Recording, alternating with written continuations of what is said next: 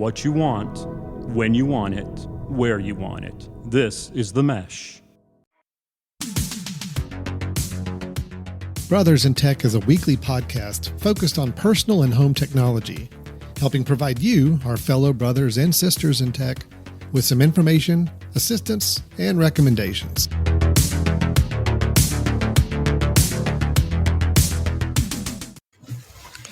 Hello, everyone, and welcome to Brothers in Tech here on the Mesh.tv podcast network. Alan Jackson here, Brian Jackson over to my right on the screen here. Brian, how you doing? I'm feeling alive, Alan. I'm feeling, like literally this is you, right? The youth is you that I'm seeing live and in person. We are live. On time.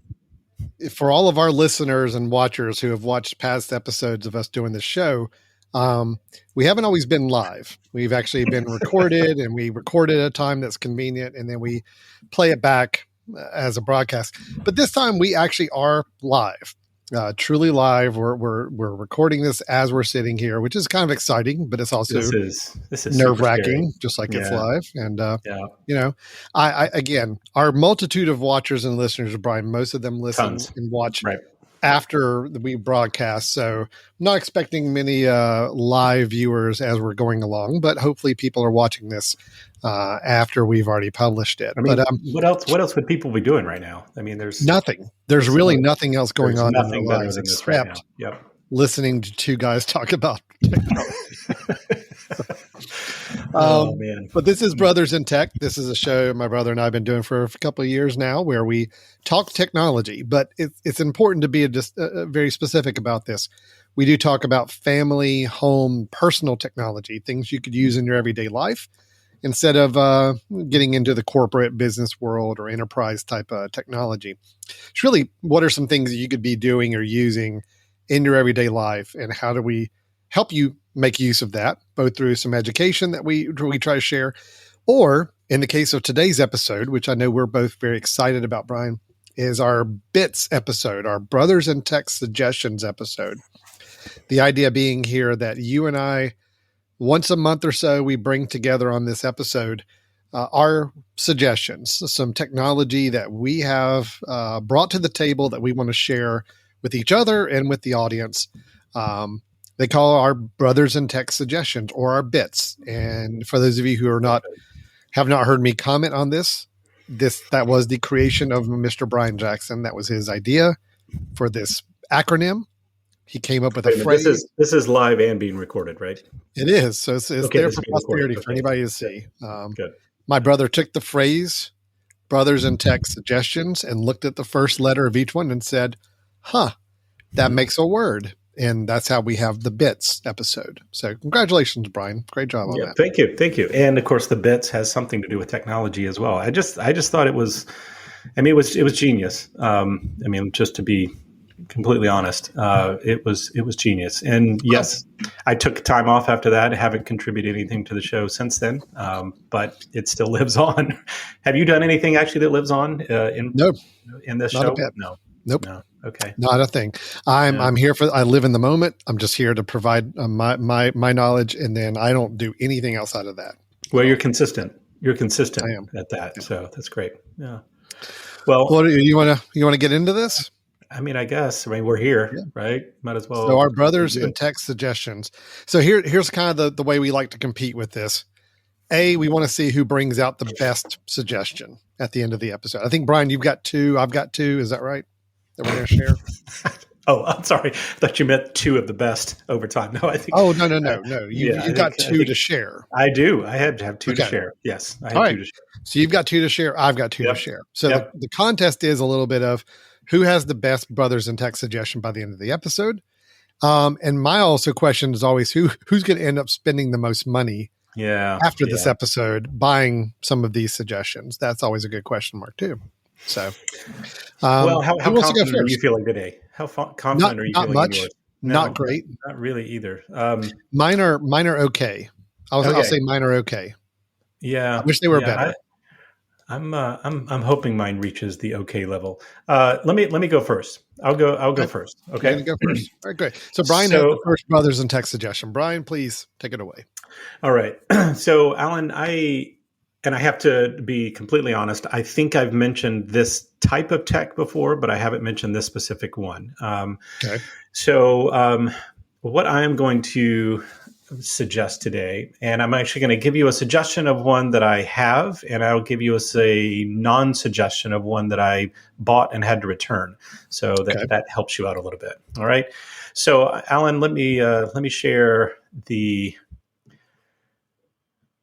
mug warmer. Okay. So Okay. I have a A mug coffee warmer. mug warmer. Okay. So let me give you a little backstory. So I'm someone who I get coffee every day. I take coffee to work with me.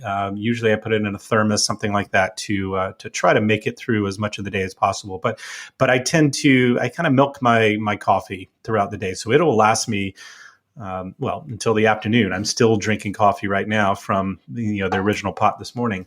But I sit at my computer a lot and at my desk and kind of working through meetings and that sort of thing, head out to class, whatnot. And I find that a very frustrating part is getting cold coffee at the end of the day, cold tea, something like that. So I, went a couple of years ago actually, and right when COVID came about, I said, you know what, I'm sitting down at my office desk throughout the day now on Zoom. Let me see if I can find something to where I could keep my coffee warm. They have very expensive versions of this where you can actually buy the mug that goes on this, and the mug itself kind of conducts heat as well, has a digital element to it. I just went pretty simple and went with a little platform that heats, and you set your mug down on top of it, and it radiates heat into the mug so that it keeps it warm. This is the one that I have now. This is my second. Well, this is actually my third one that I purchased. My first one I have at my office. It's been working for the last 2 years. It's great. It's pretty simple. You put your mug on top of it, and as the gravity of the weight of your mug clicks down the base so that it knows something is on it, and then the heat begins to radiate. So you don't have to do anything. You just put the mug on it, and it starts heating. When you take the mug off, it releases the little switch, and it stops heating. Right? Pretty easy. Okay. So I took that to work. Love it. And then I realized, well, the days that I'm at home, I'm missing it. So I decided to buy myself a second one. The second one I'll get to in just a minute as kind of a warning. Didn't work out so well, sent it back, and ended up going with this one. And I can't even really tell you what the name of this one is. Sorry, let me look at it's HECLX. HECLX. Like he clicks, maybe. Okay. Yeah, there it is. Yeah, HECLX. And I have to say, I'm pretty impressed with this one so far. And let me tell you why this one I actually like even better than the first one that I bought, a couple of years ago. Is this one has 3 different temperatures. So I put my mug down on it, it turns on, and then it remembers the last heat setting that I had. It's got a digital screen on it, that's right? nice. Yeah. Yeah. So I'm actually have it in front of me right now. I just put it down on, and it says 167 degrees, and that's the highest setting. The next one down is 149 degrees. The next one down is 131 degrees, and then there's an off button. So what I like is obviously having 3 different settings is really nice because, depending on the liquid you have in there, depending on how much you have in there, whether or not you need to really heat it up. The high heat is kind of nice just to get something going fairly rapidly. Say I've had it off for a while and it's cooled down and I want to get it back up, but it gets it really hot and probably too hot to be, if you had it constantly on there for a while, it'll end up burning or, searing some of the liquid that you have in there. So that's really good for heating it up quickly. And then probably the middle setting is really good for me. So it's just, super, super slick. It's not the most attractive thing in the world because it is. I'll kind of roll over a couple of them here so that you can see. Yeah. Yeah. So there you can kind of, go. there you can see kind of what it looks like at top. So it's got the digital screen. All right. The digital screen will pop on. You can see the temperatures down at the bottom that you can click on. It's just touch sensitive. So the moment that I put my mug on, it registers that, hey, I need to turn on. And then it remembers whatever the last setting was that you had. It will, bring that temperature up. And then, so as you see there, you put it down and there's the screen, right? The screen comes on and says, here's Right. what temperature that I'm using. Take it off and immediately it turns off. So now it will stay hot, right? So here's the thing. If you had kids, if I took this off and it had been on for a while and I walk away and a kid comes up and puts their hand on it, it's still hot. It's kind of a glass top that's radiating heat, but not forever. I mean, a couple minutes and it's back cool again. But Brian, is it pretty instantaneous once you set the cup back on there that it starts to heat back up again? I mean, it starts to heat pretty quickly. Yeah. So I could put it this way. If it was completely cold, and I think I actually did this, I pressed down on it with my finger just to see, okay, is it coming on pretty quickly? And 10 seconds later, I'm feeling it. So it doesn't take long. It's got kind of obviously a radiant heat in there. And it's got some other nice features, like if I were to forget, which I had done with my old one, I forget having a coffee on there, leave, maybe even just a little bit left and forget it for the night. And it will just continue to burn and, kind of burn everything that's in there. This has a 4-hour shut off. So the moment, if you've had it on for 4 hours, it turns off. Now, of course, that 4 hours resets every time that you lift it off and put it back on. So no, I mean, it's incredibly slick. As you can see here, $20 is probably about right. I think you can find a bunch of these. There are anywhere from 15 to 20. I will say this most likely was, maybe a Chinese company. I just look on here and notice, what is this? Mild, warm, hot, one, meet your mouth. I don't know what that means. I always have fun on Amazon, sometimes reading the titles and descriptions of things. You can tell it's gone through different iterations of translations and the editors and whatnot. Right. Yeah. But, I will say this one has worked fairly well. Now, let me really quickly tell you the negative side of the warmers. This... Okay, I'm showing you a different one, which is the first one that I bought this last time. So after I bought my original one, which was really simple, I said, I need another one of these. I ended up buying this one because it looked really nice, nice packaging and everything. It's called the Ken.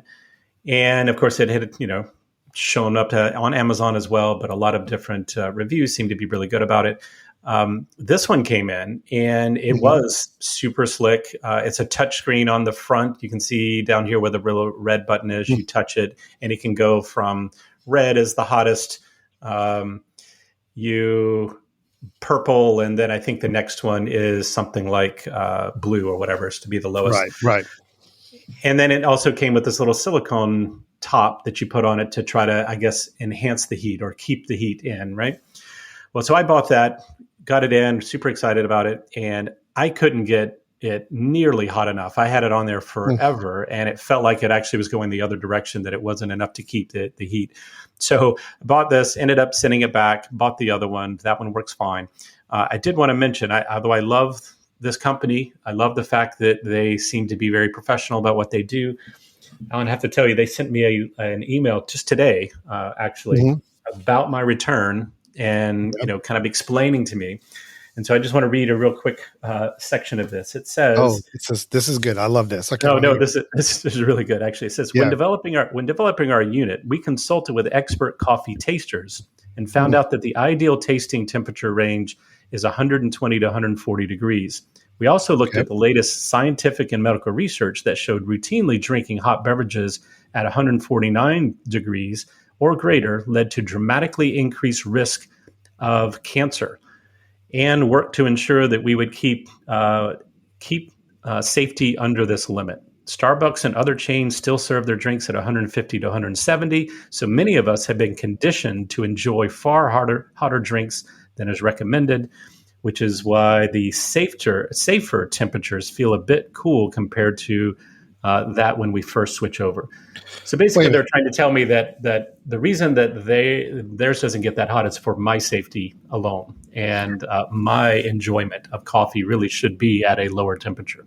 But look, I'm just voicing this because I think this is a little alarming here. So are you meaning to say that the company Ken is announcing that Starbucks drinkers, it's causing cancer? Is that what I'm hearing? Is that true? Esophageal cancer. I do not know, Alan. I honestly have not had a chance to look at the research of this, but here's my thing, right? Yeah. They say that the ideal tasting range is 120 to 140, and we want to target keeping things between 120 and 140. Well, okay. So to me, if you've got three settings, how about giving me the 120 to 140 in the middle somewhere, and then Mhm. still allow me a rapid heat above that if I want, right?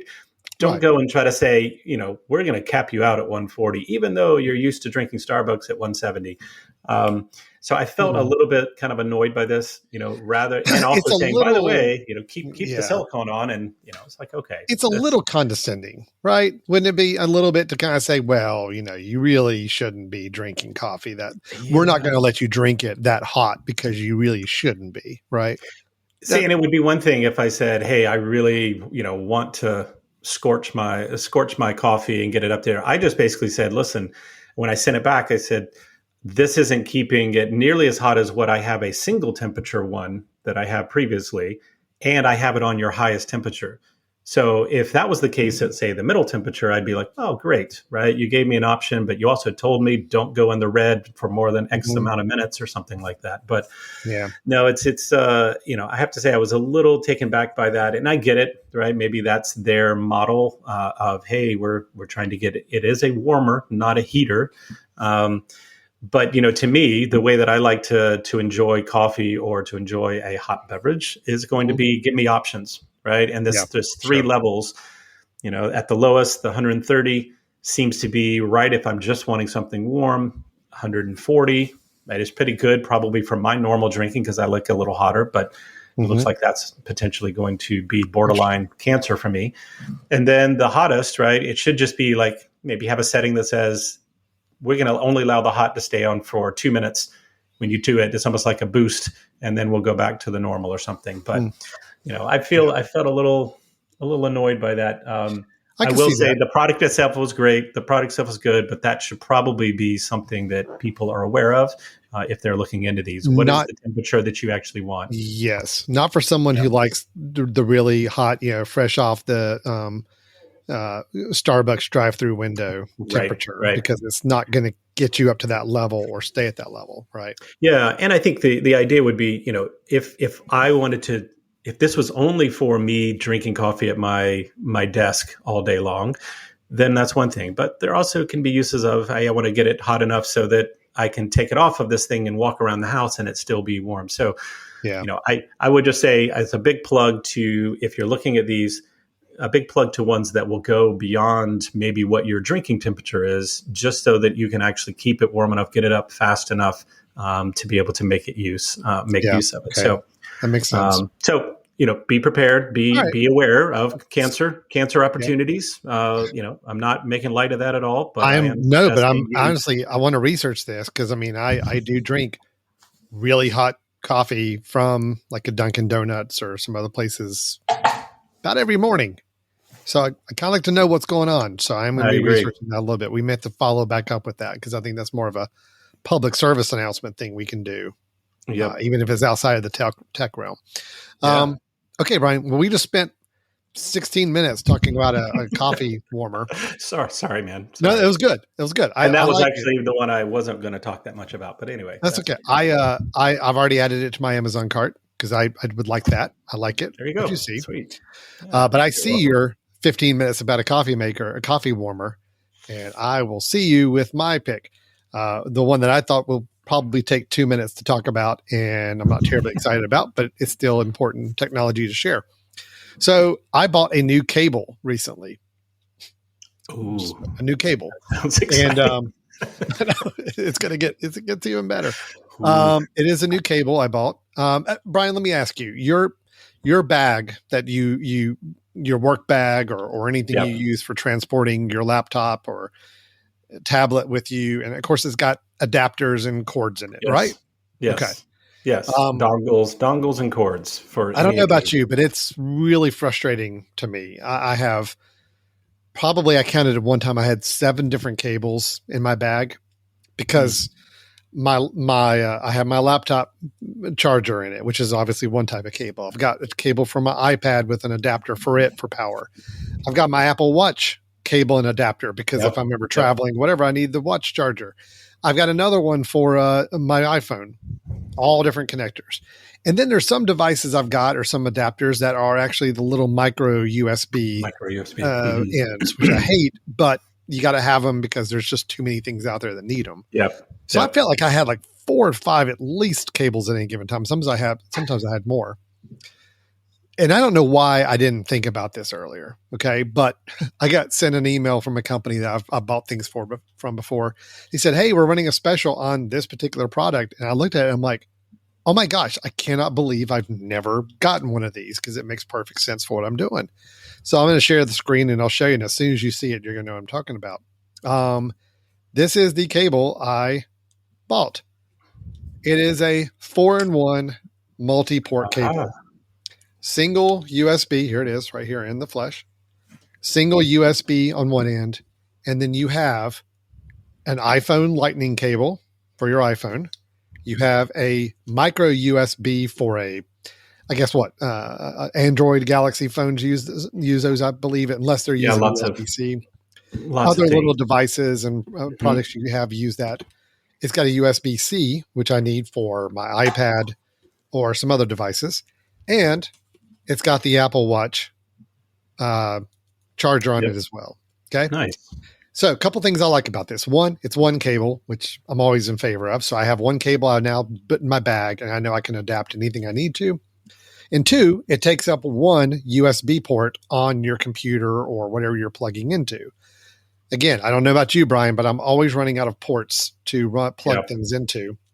I even have a docking station that has 3 or 4 USB-A ports on it, but I still use them all. This has got me down to where I'm pretty much keep a cable like this plugged in. I can have any of my items charging off to the side. I don't have to worry about it taking up multiple ports on my computer to charge these things. So for travel, that's a big thing for me. If I'm going to go travel somewhere, I need to have this cable with me, and it's the only cable I take out of my bag in a hotel room or somewhere else, and I can plug it in, and I know I can charge all of my devices on one cable. Now, I was a little concerned when I got it, thinking that maybe I wouldn't be able to charge multiple things plugged up at the same time. Like maybe it just wouldn't carry enough power for it. Has not been the problem. I've actually had 3 items charging on this at one time, and all 3 are charging. So, and do you notice any speed of the charging seems to be fine? I haven't really gauged the charging, but most of my charging is, I'll charge things overnight or something. So, I don't really. And I guess if you're traveling, it's not that big of an issue, right? You're trying to at least top things off. Yeah. Even if it's charging things a little slower, I'm okay with it. The convenience and and just the simplicity of it just really helps me a lot. I just love the fact that it's all 4 adapters on one cable. And again, Apple Watch, iPhone, iPad, if it's an iPad that uses a USB-C. Or if I've got any other random device, I've still got a 4th adapter that might be able to work with it. So, so obviously that's a USB-A connection. Yes. Yeah. Right? The end that goes into your computer or your charging or wall socket or whatever is a USB standard A adapter or end on it. And I don't know. Is it data pass through as well? Or is it just power? Oh, no, it will do data pass through. Okay. Yeah. I've actually had my phone connected and I can actually see it connected and I see, my iPad connected when I do that. So yes, nice. It's great. $18. I think it's well worth it for a cable like this. Again, it has let me feel comfortable taking a few of the cables out of my travel bag and leaving them at home and just having one of these. And then I've got one of these at my office, always plugged into my dock. So that way I know I can always charge any of the devices I need to right there with one cable. So yeah, that's it. Slick. The 4-in-1 multi-port. I bought it from Cult of Mac. They're running deals in the store, but they sell them everywhere. You can do a search. There's a lot of these out there. I can't attest to the quality of the products from other ones, but I do know the one here, Cult of Mac, that they sell is the one I got, and it was it did really well for me. Nice. So Cult of Mac, the 4-in-1 multi-port Apple Watch charger. It's got it in black or white, so you got some options there as well. One more question, Alan. What's the length of it? Is it like a 6 foot, probably 3 foot, 6 foot? I'd say 4 feet. Okay. Yeah. Not No, that's terribly good. long, but long enough. Like I've got it stretched out here Yep. in my arms. Okay. Wow, look at that. I mean, we are show and tell everything here. This is pretty slick. Very nice. Yeah, let me take this back. I'll actually show this a little bit more visible here. So there it is. Yeah. So Nice. again, simple, and yeah, there are a lot of these on Amazon. I can attest to the different vendors that make these, the quality, and if they'll allow you to charge multiple things at the same time or not. But I can say the one Cult of Mac on their store that I bought worked really well. I'm very happy with it. And again, I think I'm going to get 2 more of them and just keep one at my home setup, one at my office setup, and one in my work bag. And that way I always have all the chargers I need in one place through one cable. So Very nice. yeah, that's good. So again, I didn't take as long as you did, but Well, I mean, you're yeah. not, obviously not as quite as engaging, but that's okay. I mean, it's a I think cable. you got There's your not a point lot across. more. There's You not got a your lot point more to across. say about it. My next I one can will be ask a little more interesting. Can I ask one more quick question? With the Apple Watch, does it have the magnet kind of element to it? So you know how it kind of Yes. clicks on the bottom. Okay, Yeah. which is great. You Yeah, can tell it's not quite the quality that Apple does. I mean, it's but it plastic, does. right? It does have a magnet on there, and it does. Okay, I do feel it kind of lock onto it a little bit. So nice. I don't feel like it's going to be as secure as a legit Apple one that they make, but it's good enough. Yeah, It's definitely good enough. very Yeah. cool. All right, nice Hey, job, Alex. let me call out just because we are live and we did say if anybody wanted to make any comments. Brian, going back to Wait. your We have someone watching. going back to the long, fascinating coffee warmer discussion that we had. Someone made the comment, and this is not a relative of ours, I promise. Danny Jackson, who I know, Danny Jackson's a listener of some other shows I produce and great guy. He did ask about the coffee heater. Question about the whole Starbucks hot coffee causing cancer. Yeah. Well, that would be a huge lawsuit, probably, wouldn't it? And the answer is yes. It absolutely would. Certainly is. So yeah. We are going to I mean, obviously if follow back McDonald's, on that. if McDonald's has been sued from burning someone's lap, Just I would burning assume someone. that I imagine burning their that inside of their mouth and causing giving them cancer will definitely certainly do be that that. as well. Good point, Danny. Again, not related, Danny Jackson, but we love the last name. Yeah, awesome. So great, Brian. We going to move on to me? your second one. Yeah. Let me maybe set this up for a second here. Tell me when you want me to add it to the show. Perfect. Yeah. So one of the items that we've talked about many times, Alan, both as a topic as well as I think probably even a bit in the past, has been kind of home thermostats and how you and I have kind of tested out a number of different thermostats, especially the big ones. Right? I had a Nest for a while. Have an Ecobee now. I think you have an Ecobee as well. Mm-hmm. And they're great, right? I can not speak highly enough about being able to take your thermostat to kind of a smart thermostat, being able to control it from another location, being able to get some additional information about it, how much energy did you save, all that sort of stuff. So I'm a big fan. However, I live in a slightly older house, not nearly as old as what you're living in, Alan, but ours was built, I think, in the 60s. So, and we have a basement. And of course, as you can imagine, with multiple level houses, I'm sure many people experience getting it to heat evenly throughout that house is almost impossible. So what's nice about something like the Ecobee is that, it has little sensors that you can put in different locations so that it's not just registering the sensor at the thermostat and it's not getting misreading. But we have a basement area, and we love the fact that the basement area is always a little bit chilly, so that you can go down there, kind of curl up. But there are times we need some heat down there, and we're not getting the heat from our thermostat. So what we went looking for was just a standard kind of ceramic heater, like a stand heater, something that we could put down there and control. And we've had one for a while that was used. It had a thermostat setting where you could say set it to 70 and it would cut off at 70 and all that. But that one gave up, ended up dying on us. And I started thinking, and I had not really considered this before, but I wondered if they had Wi-Fi heaters, ways that I could control even little stand heaters via Wi-Fi. So Alan, go ahead and throw that up. Okay.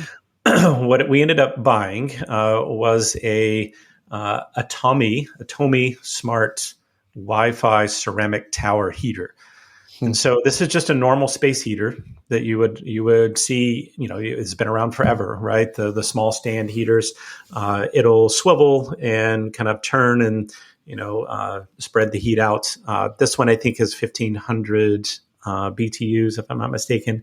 So it's made really for like maybe 1,000 square feet. I think we've got it in a slightly larger space, but here's what's really great about this. And again, I had not thought much about this before, but with a space heater, there's always a concern. So we're down there watching TV maybe at night, and then when we leave the room, that's not something we want left on all the time. One, because we don't want to waste the energy of that, running when we're not down there. But two, I've just never felt very safe about space heaters, right? I mean, they're heating up a coil very quickly, and you've got it on the floor. Whether you've got dogs that might knock it over, you've got kids that may get close to it. So the fact that it's a Wi-Fi smart heater allows me to go into an app and actually set a thermostat. I can also control it via the smart home, so Alexa, or through Google Home. So I can say, Alexa, turn on the heater. And I've now got it programmed that that's the heater, and it knows what the heater is. And I could say, Alexa, turn the heater to 64 degrees. And it will set the thermostat on the heater, and the heater will end up working until it reaches that temperature. But some other cool things about this, you can actually set schedules through the app. So you could say, you know what, we're always down here in the evening. Let's go ahead and have this start heating at 6 o'clock, so that by 7, when we're down here, it's ready to go. But let's also make sure it's always turned off at a certain time, so we're not wasting it. So it's been great. It's worked incredibly well. I'll tell you another nice little safety feature that I didn't even think about when I ordered it. Let's see if I can actually get this to work. And Brian, real quick, what's the brand name on this one again? Yeah, it's Atomi Smart, ATOMI. Atomi Smart. So they actually do a lot of smart devices, and I had not heard of that company before, but sure.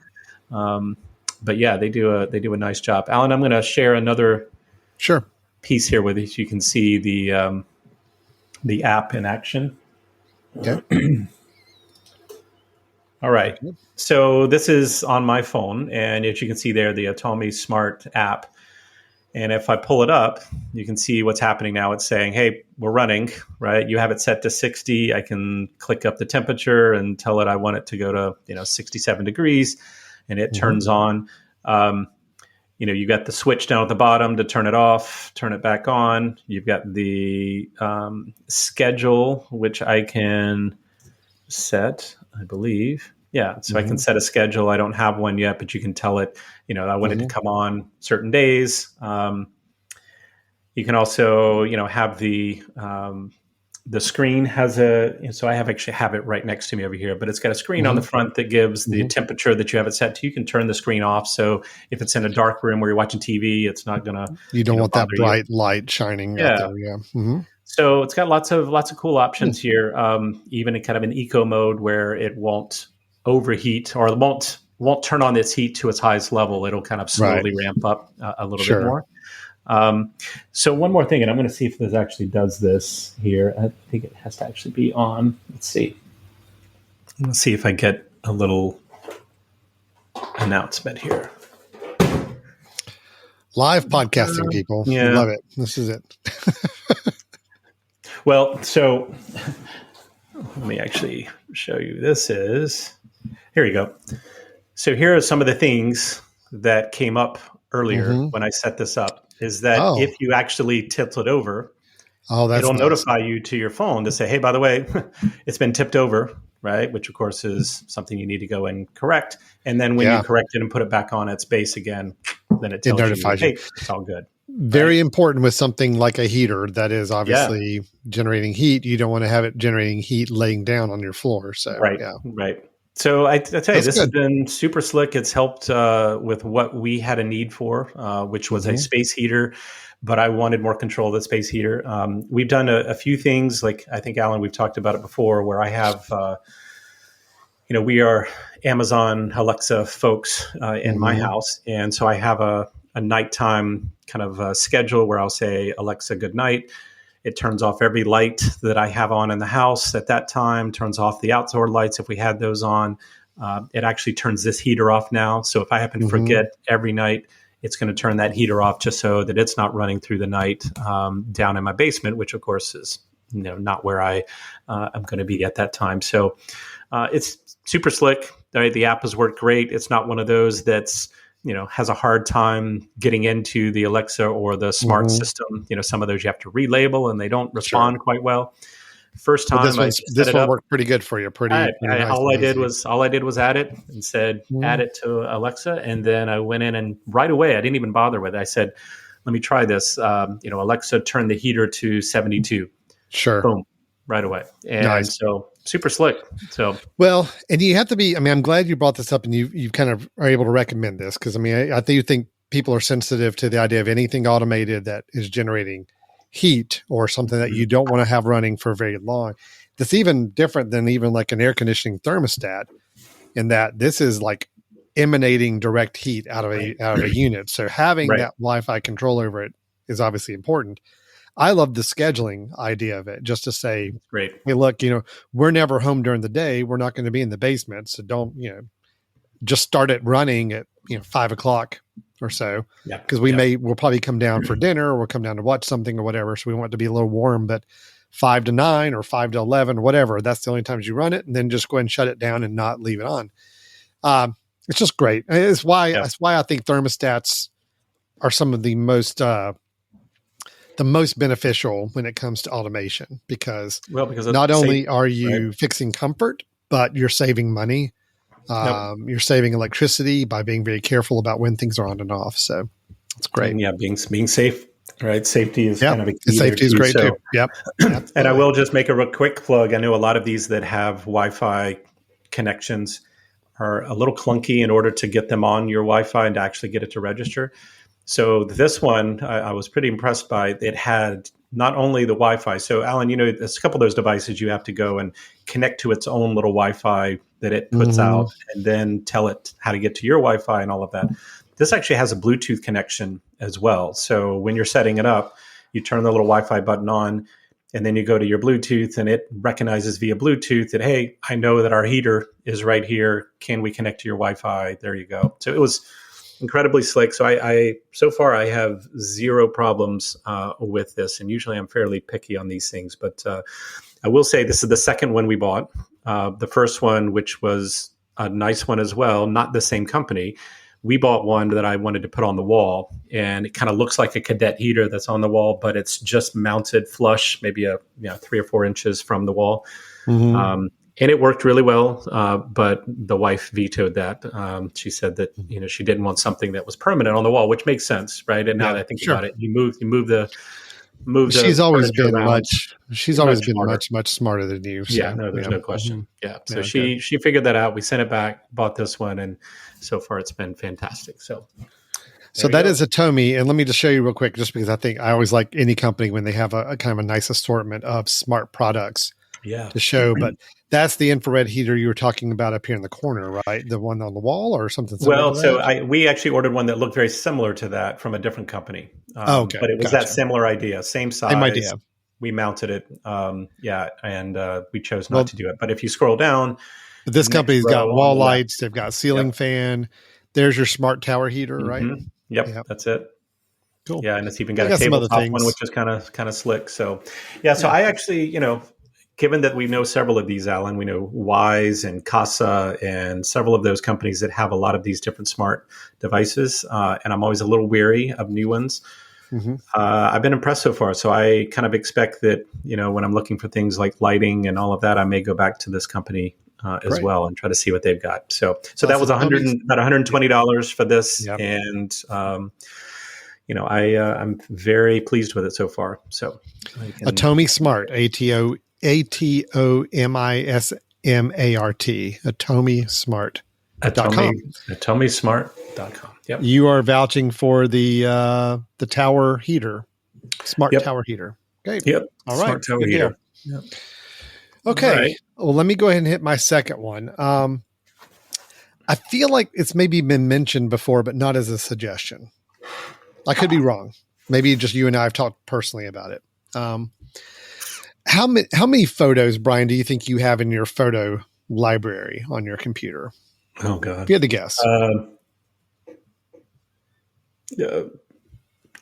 8,000, 10,000. Okay. I don't know. I'm about in the same neighborhood. I was going to say about Yep. 7 to 10,000, somewhere in that neighborhood. Of those, how many do you feel like are either not great photos, but they're just ones that were taken and uploaded with all your others, or ones that were duplicates, like kind of like, you take a picture of your family and you take 4 shots of it. They're just very, very slightly different. Think about those kind of like extra photos that you don't really need. You just 30%? because photo taking is so convenient. It's like, Right. well, we're going to go ahead and take 4 versions of this photo because why not? It doesn't cost us anything to take more photos like it did when we used to use film. The problem is, yeah, I agree with you. I'm thinking about 30% of my photos are ones that are either blurry, unneeded photos, duplicate photos of some sort or something like that. Yep. Okay. Yep. So that's all space on your computer taking up room. That's also affecting how fast your Photos app may work if it's got a lot more photos to go through that you don't need. And there's just something, some people like myself that just get a little hung up on organization and cleanliness of things, doesn't like going through my photo library and finding, oh, wow, I've got 3 versions of this same photo floated through my library and I want to get rid of it. Yeah, but you're so passionate about backup. Doesn't that make you feel good that you now have 3 versions of that photo? Or you want to make sure you put it in a different location? My photo is going to be, it has to be in a different location. Okay, Having 3 versions in the same library does nothing for me. That I get no excitement or enjoyment from that. You are so. If I know I've got 3 copies of the same photo in 3 different places, that gives me peace. Wow. Yeah. So clarification. Man, I tell you what, I'm amazed that people aren't watching right now. How exciting we are! Cables, right? Backup. We're talking cables and backup and photo duplicates and all that. So this is my recommendation, Gemini 2. Have you ever used this, Brian? I have, and I'm very excited that you're bringing this up. I love this app. This is a duplicate file finder. Now, I need to clarify a couple things. There is a desktop version of this and a mobile version. They work a little different because they're different focus to each version. The desktop version of Gemini 2, it truly is a duplicate file finder, meaning any type of file on your computer is going to help you find duplicates. So it is a really simple app. I'm actually going to fire it up here in a second to show you how it works. And what I love about it, though, is even though it'll find documents, like if you have 3 versions of the same Microsoft Word document on your computer, you just want to get rid of the other 2 and keep one, this will help you find those. But when it comes to photos, it actually applies a lot of intelligence to how it finds duplicates. So, for example, if it sees that you've got 4 photos of the same building, just slightly different angle, maybe just slightly you held the camera a little differently, but you take multiple ones in a row, it can help you spot those and easily eliminate all but the best one. So in other words, you got your 6 snaps you took of a building down to the one that you really like, and you've got it and you can get rid of the duplicates. So it does a lot of intelligence scanning, and I'll show you how that looks like here in a minute too. It does it for photos. It does it for music. If you've got downloaded music on your computer, but you've got it in multiple places, it can help you get rid of that and clean that up for you as well. And it's just a really nice interface too. It's really simple and easy to use. You can tell it to run it on your entire computer, or you can just say, just scan this one folder for files and show me what duplicates you've got. And then it gives you a very simple way of getting rid of those duplicates. So it'll say, hey, here's all the duplicates I found. And on this file, I found 4 different copies. So do you want to get rid of the other 3? And you can just say, yep, click it, and they're gone. And you got your original still in the original place. Very, very nice. Very, very simple. Very good app for people like me that likes to have everything a little more organized on my workspace, and I know where things are. So let me actually show you what this looks like, because then I'm going to show you the mobile version. The mobile version I actually like better, but for different reasons, but we'll get to that in a minute. Let me stop this, and then I'm going to share the actual Gemini 2 app. Okay, so here we are. This is running on my desktop computer right now. I've got the Gemini app running, And I can basically drag a folder over from my computer onto this icon, and it will then start scanning for it. So I'm going to take the pictures folder right here. Okay. I dragged it on there. Says, all right, cool, ready to scan. And I'm going to say scan for duplicates. Now, I don't know how long this is going to take, Brian, so I may stop it prematurely and just let it show me the results it got so far, because I don't want to sit here for too long waiting for this on the show. But just the idea is that it's scanning your entire directory and it's trying to find those duplicates for you. So I'm going to go ahead and tell it to stop. And let's see what it's got for me already here. Okay. It did not do it because it did not finish it. So let me try a different folder of one that might be a little bit easier and faster to do. I'm going to go start over, and let me now try this. This folder should not have a lot in it. Of course, I say that and it'll probably take forever, but, so this idea once again is it's scanning that folder that you put in place, and it's saying, okay, not only is it looking for the simple duplicates you would expect where like the file name's exactly the same or whatever, but it's also looking to see, okay, maybe the file name is the same. Maybe you named this file the same, but it's actually the same thing. It's the same movie. It's the same photo, whatever. So that's why it's taking longer to scan. It's not just looking for the file name. It's looking for truly duplicate content on your computer, and it's going to help you identify that. So here, I'm going to give this a few more seconds. The anticipation is killing me, Alan. It's already said, look, it's found 5 gigabytes of what it thinks are maybe duplicates on my computer, which is you're so excited right now for me. Yeah. Okay. So now it says completed. I'm going to review the duplicates. It says, all right. So now this opens up to this window. And sure enough, there are some movies here that I know I've got multiple versions of on my computer. So this is a movie up here, for example. I can click and it shows me there's one version and there's another version. And it's the exact same file, and they're in 2 different places. I can actually roll over and see what folders that they're in on my computer. And if I decided I want to get rid of one, I can just check it and say, oh, I'm going to get rid of that one. And down in the bottom right, I've got a button to say remove. So I can actually go through this curation process and say, yeah, that's a duplicate. I don't need that one. Or I want to keep the one in this location, but not these other ones. And it will just help me get rid of all of them in one fell swoop. And again, it's not just basing it on file name. It is basing it actually on the content of, in this case, the movies that I scanned. It actually sees that even though the file name may be different, they're basically the exact same movie, and it's letting me choose which ones to get rid of. Okay.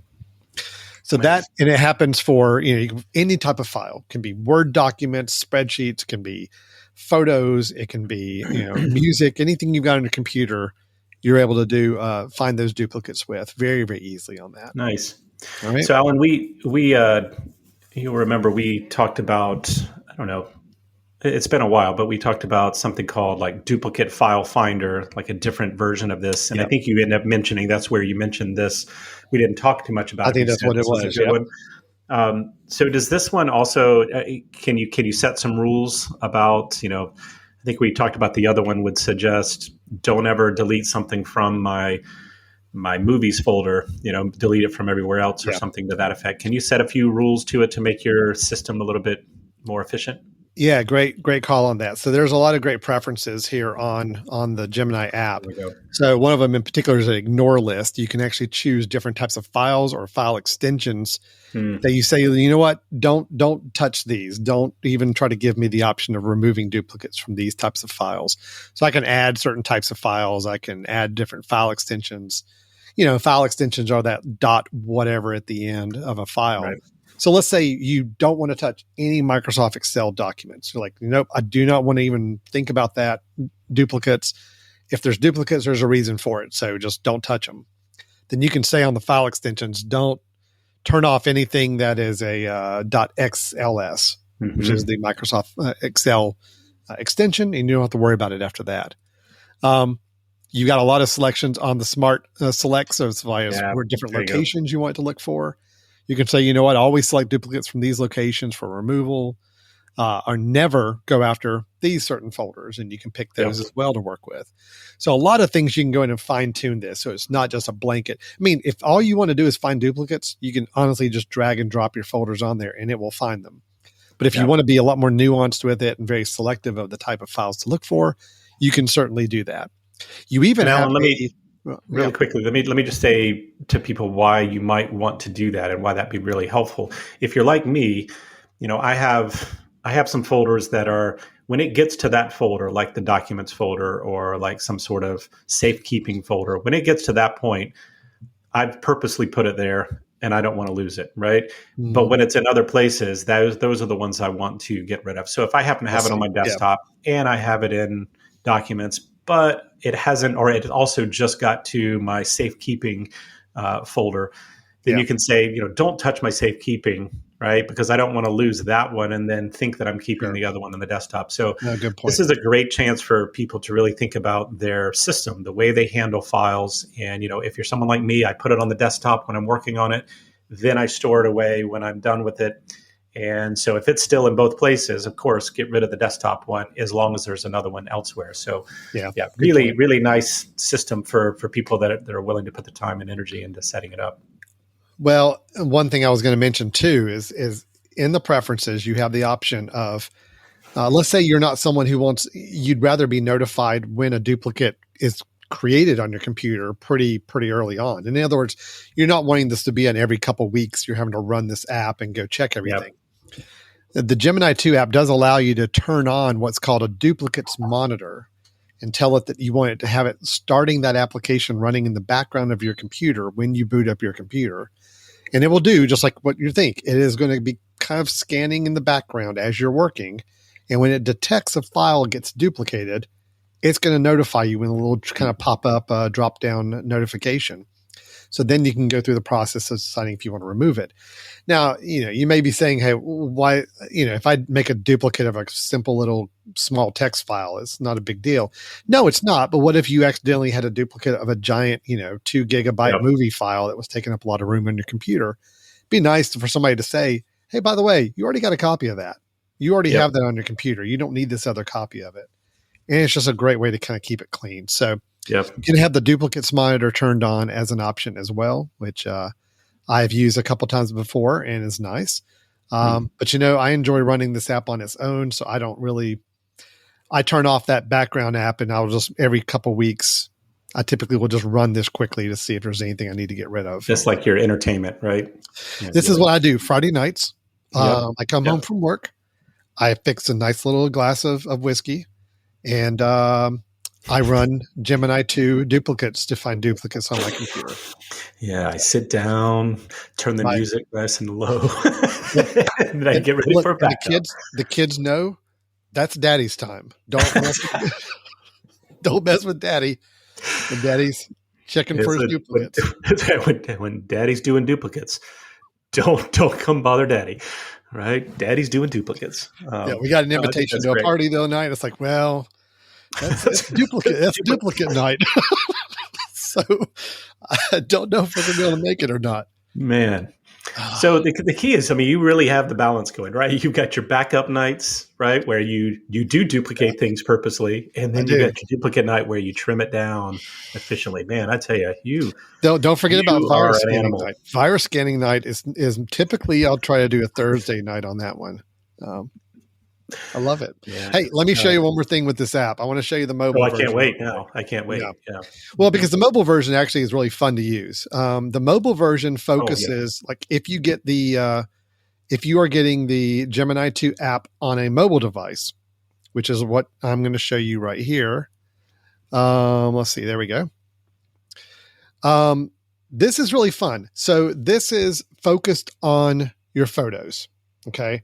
Because in iOS, you don't really have the same duplicate file issue that you would on a computer. Because in general, you don't have a lot of files being stored. You have, photos are the biggest thing that are going to be duplicates on your iOS device. So Gemini 2 is great. 43,000 photos. I was way off, Brian, on my photo library. Ooh. 43,000 photos. I don't know where I got 7,000 or 8,000 from, but it is saying I've got 43,000 photos in here.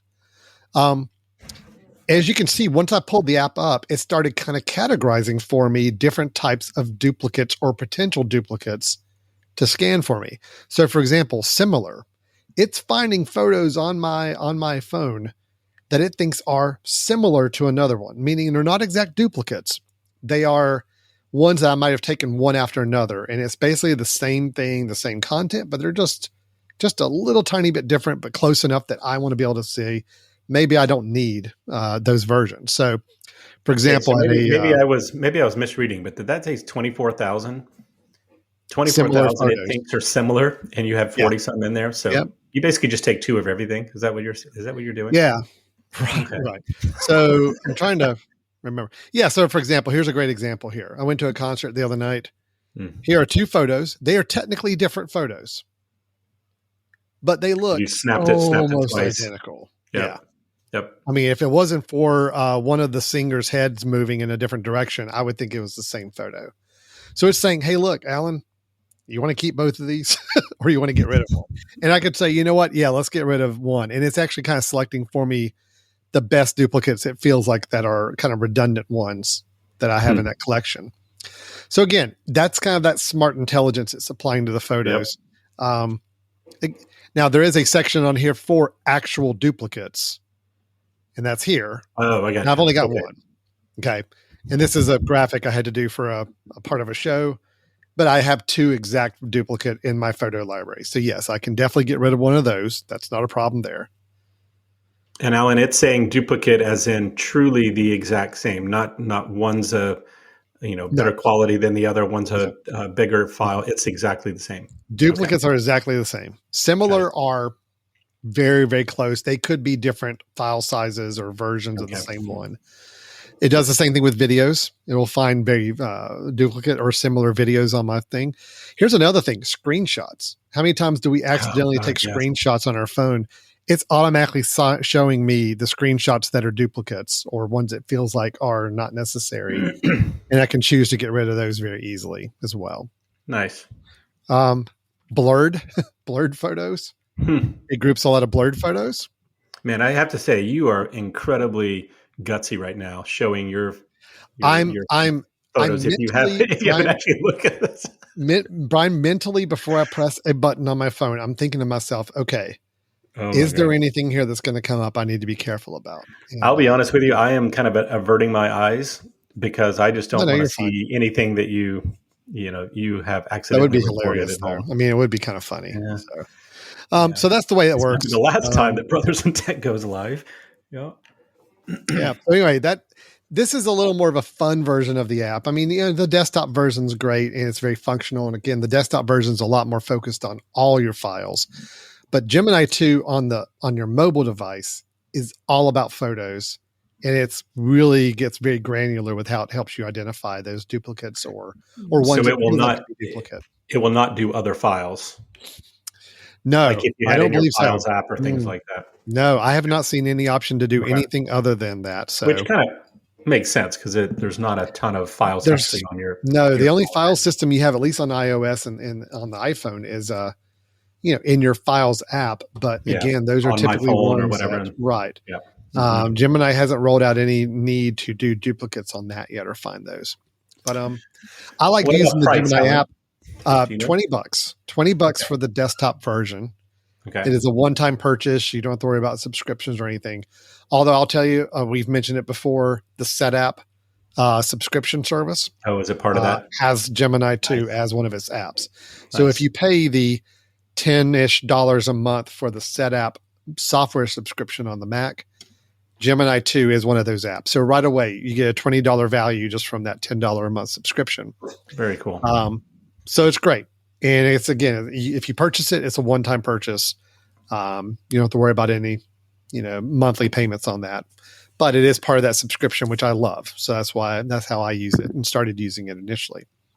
So Gemini 2, it is made by MacPaw, MacPaw. I'm going to put that up on the screen below us here. The website address. MacPaw is the company. They make a lot of great software products, but Gemini 2 is the one I'm a big fan of. I love using, and just wanted to share that with you. That's great.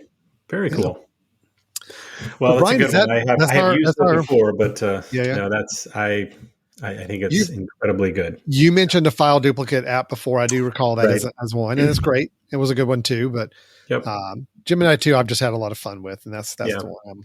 I would say that apps like that, there's a bunch of them out there, but be very careful about just downloading anything, right? Because some of those you're providing access for this app to your computer, maybe Yeah. to your network, all of that.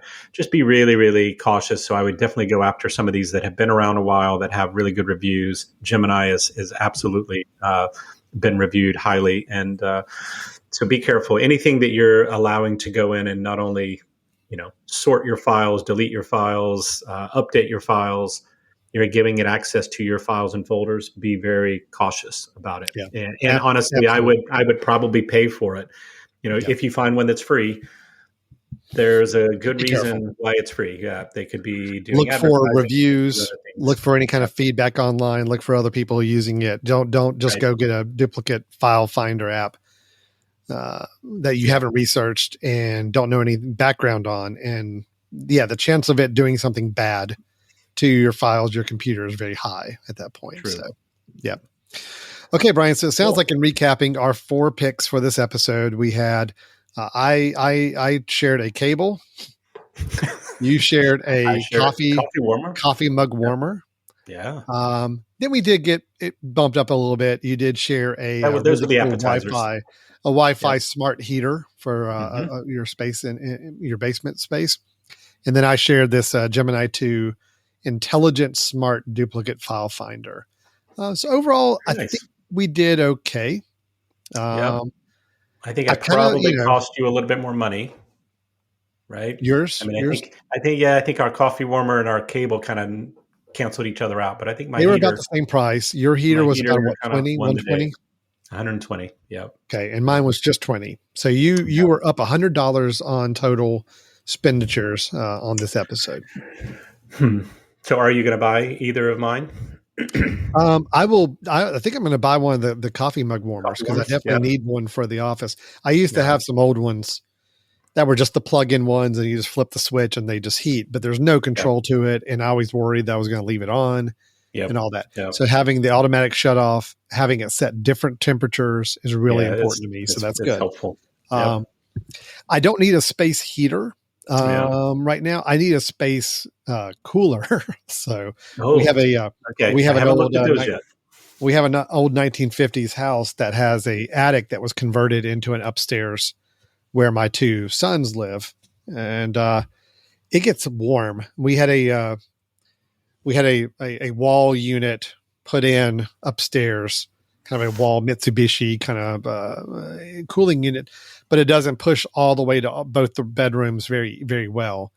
So I'm in the market for looking for something, and I definitely need something that's Wi-Fi schedule controller, because I don't want it running all day long either. So I'm going to be looking in the market for that. That'll be something. Well, I mean, this is where your kids live, right? So it's not that important, right? No, so, I mean, actually, I kind of like it being warm up there. I just kind of like make them sweat a little bit, you know. And, and it makes them come down every once in a while, right? Look, this is the way life is. Life isn't going to be always convenient and comfortable. Right. Sometimes you're going to sweat in the middle of the night when you're trying to sleep.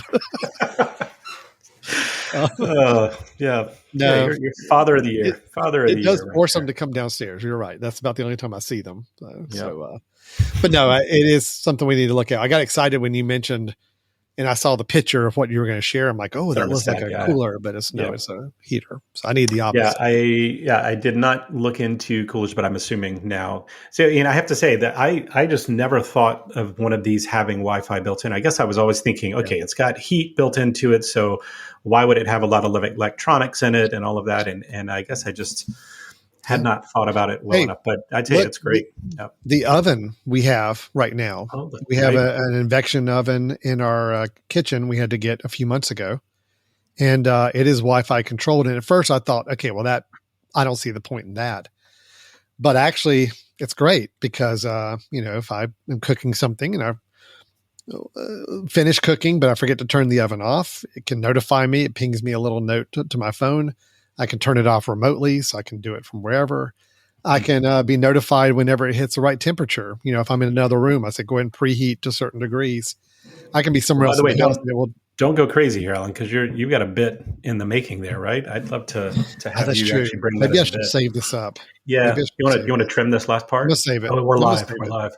Oh, nobody's listening. That's fine. Yeah, you can trim it. I will save it. That could be a good. Yeah, bit please do, for, because we're potentially in the market for some new kitchen stuff. Good. So, I'll share that with you then. All right, and that would All right, well, definitely Brian, cost me a lot of money. You'll yeah, win that was that one definitely for gonna. sure. That's going to increase the average spend on this episode for sure. Mm-hmm. So this has been our Brothers in Tech suggestions episode, our bits episode. We do this once a month, but we do record something every week from a technology standpoint.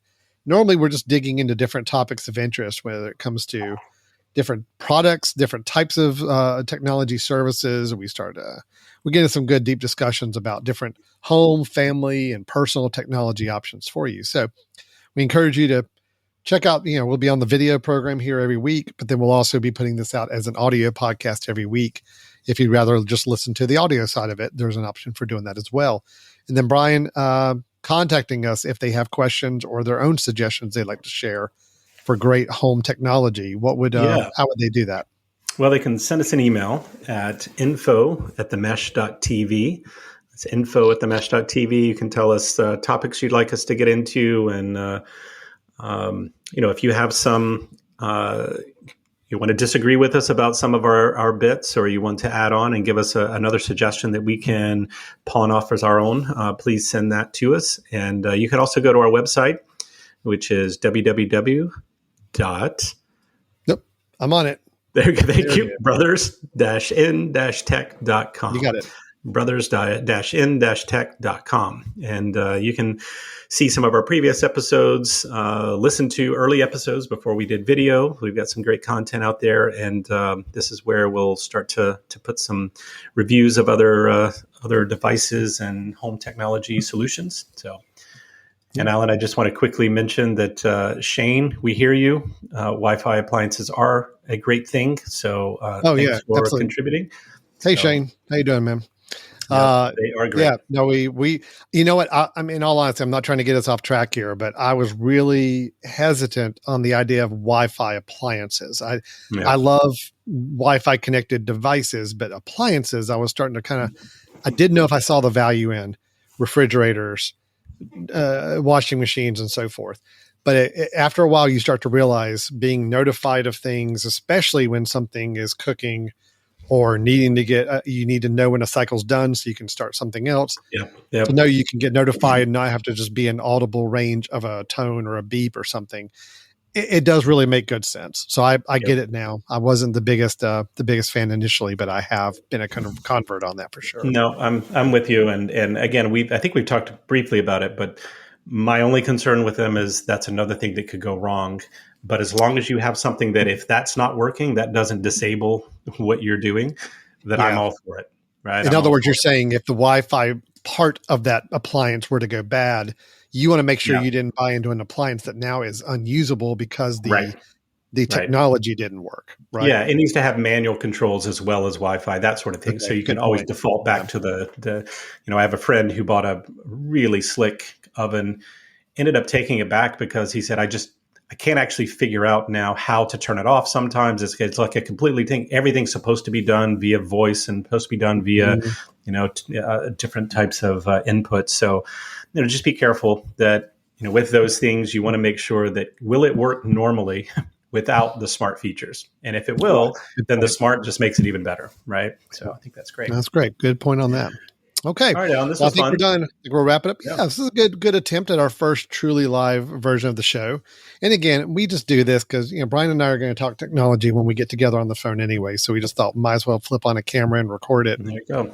See what happens. So, all right. Well, this has been Brothers in Tech here on the Mesh.tv podcast network. Thanks a lot for watching or listening. And feel free to drop us a note if you got questions or ideas for future topics we can discuss. But we'll look forward to talking to everybody next time. All right. Take care. Bye-bye. Oh, yeah. And that's when I'm supposed to play something at the beginning. So hold on. Oh, good. I'm still learning this whole live thing. Just hold tight. Here we go. Now we are ending. Goodbye. Thanks, Shane. We'll see you soon.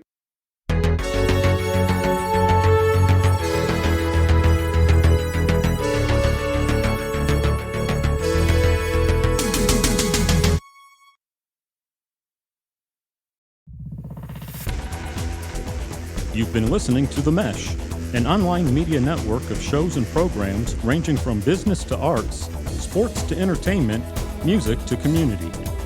All programs are available on the website as well as through iTunes and YouTube. Check us out online at themesh.tv. Discover other network shows and give us feedback on what you just heard.